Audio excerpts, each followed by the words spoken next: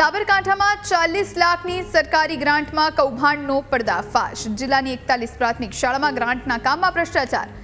પ્રાથમિક શાળાના બાળકો માટેના આરઓ માટે ફાળવણી કરવામાં આવી હતી। આ ગ્રાન્ટની 40 થી 50 હજારમાં મળતા કુલર અને આરઓ પાછળ ડબલ ખર્ચ કરાયો। 99,000 કરતાં પણ વધુ રૂપિયા ખાનગી એજન્સીને ચૂકવ્યા। લાખો રૂપિયાના ભ્રષ્ટાચારને લઈને વિકાસ શાખા મૌન છે। સમગ્ર કેસમાં ડેપ્યુટી ડીડીઓ એજન્સીઓને છાવરતા હોવાનો દાવો થયો છે। ખાનગી એજન્સી સામે કાર્યવાહી કરવામાં આવી।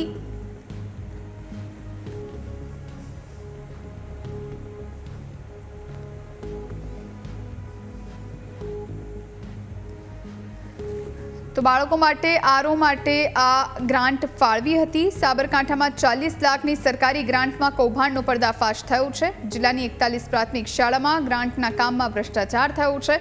પ્રાથમિક શાળાના બાળકો માટેના આરઓ માટે આ ગ્રાન્ટ ફાળવી હતી। 40 થી 50 હજાર કરતાં પણ વધુ રૂપિયામાં આ ફાળવણી કરાઈ।